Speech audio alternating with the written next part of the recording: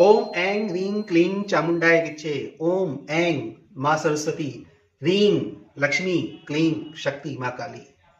इन तीनों का कॉम्बिनेशन जिसके पास है वह सर्वशक्तिशाली है। बुद्धि की शक्ति है, धन की शक्ति है और बाहुबल की शक्ति है।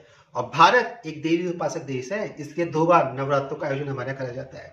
लेकिन आज हम G7 को डिस्कस कर रहे हैं और G7 में डिस्कस कर रहे हैं हम रशिया को लेकर। रशिया, ध्यान रखिए, व्लादिमीर पुतिन वहां के प्रधानमंत्री हैं, वो सॉरी राष्ट्रपति हैं।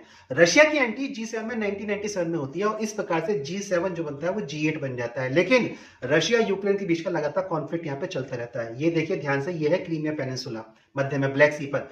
क्रीमिया पेनिनसुला की अगर हम पोजीशन देखते हैं तो जियोपॉलिटिकल सिचुएशन के आधार पर ये बहुत ही इंपॉर्टेंट लोकेशन है, क्योंकि ऊपर है सी ऑफ एजोव जहां पे स्टेट ऑफ कैरिस से अपने आप को जोड़ता है, नीचे आता है बॉस्फोरस स्टेट और बॉस्फोरस स्टेट के माध्यम से सीधे भूमध्य सागर यानी मेडिटेरियन सी में लोकेशन खुलती है, जहां स्टेट ऑफ जिब्राल्टर से होते हुए सीधे आपकी लोकेशन अटलांटिक ओशन को कनेक्ट हो जाएगी। इसलिए रशिया के लिए इंपॉर्टेंट लोकेशन थी, यानी कि ब्लैक सी के अंतर्गत उसका आधिपत्य बना रहना चाहिए। क्रीमिया पेनिनसुला की पोजीशन इस प्रकार से भी इंपॉर्टेंस है कि हाइड्रोकार्बन के रिजर्व है ब्लैक सी में, और यूक्रेन को अगर आप ध्यान से देखेंगे तो यूक्रेन का पूरा बॉर्डर ब्लैक सी पे आकर रुक जाता है। और यूक्रेन अपने आप को चाहता था कि मैं नाटो के अंतर्गत हो जाऊं, नॉर्थ अटलांटिक ट्रीटी ऑर्गेनाइजेशन, जिसके अंतर्गत नाटो का मिलिट्री बेस यानी कि यूएस डोमिनेंस का मिलिट्री बेस यूक्रेन के अंदर भी आ सकता था।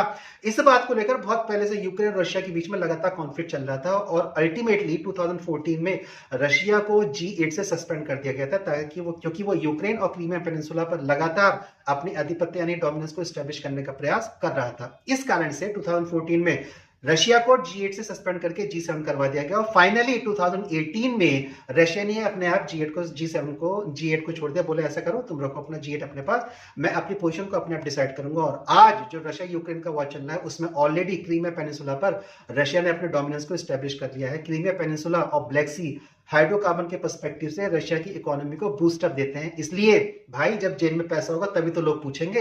अब जो आज जेब में पैसा है नहीं और सेक्रीफाइस तुमने सारे कर दिए तो दुनिया तुमको पूछेगी भी नहीं।